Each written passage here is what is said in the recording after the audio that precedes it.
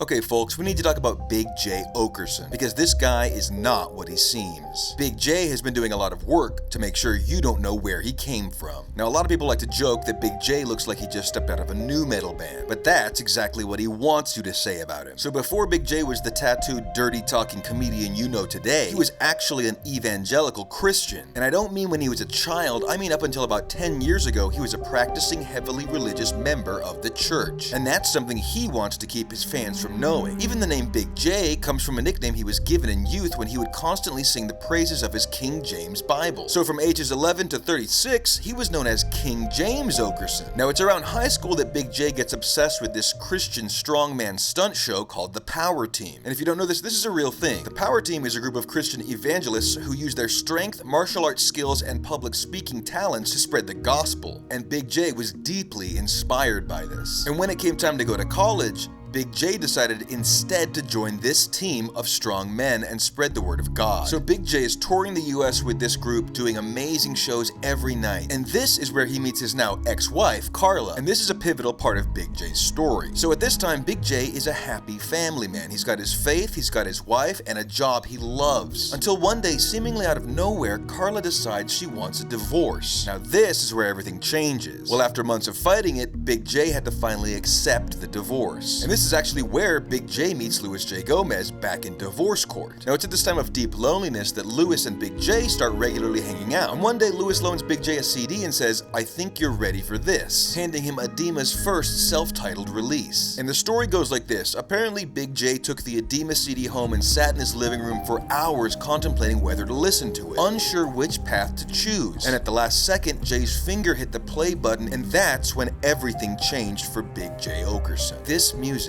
this amazing music, had opened pathways in his mind much like any psychedelic drug. The rocking, the rapping, the overt anger of the music was something he had never experienced. He could feel it coursing through his veins. For the first time, Big J felt the power of hating an ex that only nu metal could provide. And the next time Louis J. Gomez saw Big J, he had cut off his long Samson-like hair and was rocking a whole new look. King James was now Big J, now always seen sporting a large joint that hangs out of his mouth. And now that he was on the dark side, he joined Louis on his scam to fame. Now if you watched my Louis video, you'd know that he created many fake companies to move money and hide from the IRS, and that Legion of Skanks is a fully scripted show. Now Skankfest is coming up, and it's no surprise that once again tickets are sold out the day they go on sale. And fans have pointed out that this has been the case for the last 5 years, with no one ever being able to go to this festival to prove it's even happening. And online sleuthers have been putting together footage from the last 5 years of Skankfest, proving that the footage is actually footage from a DJ Khaled after party that's been cleverly edited. And many people don't know this, but the first person to help out Big J in comedy was Andy Dick. So Big J and Andy Dick were actually very close friends for many years. That is, until Andy tried to get clean in 2019. While most friends would encourage someone to seek help, Big J didn't want to be associated with getting clean. So he would routinely spike Andy's drinks while Andy was trying to stay sober. And this led to the downward spiral that saw Andy's life decimated and taken over by substance abuse. And there was even a very disturbing Legion of Skanks episode where they called a drunk Andy Dick live and talked him into eating human excrement in exchange for $50. And this is truly sick.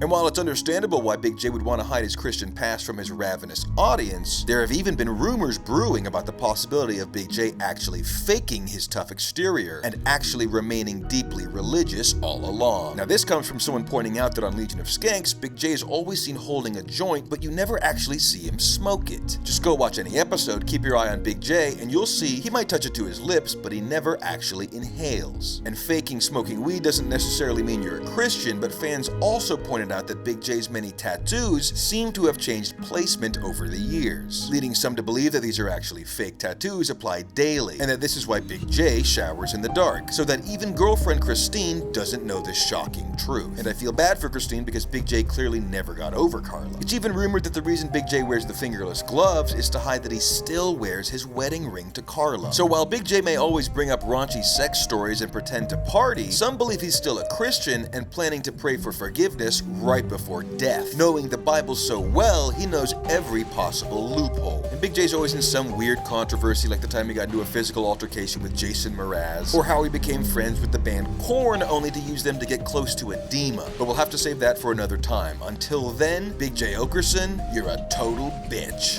Okay everyone, thank you for sharing these important exposés. The word is finally getting out. We will not let Hollywood win. Thanks to the TB Nation, the truth has been set free. As always, let me know in the comments who to investigate next and follow us on all socials in case one of these gets shut down by the Netflix government.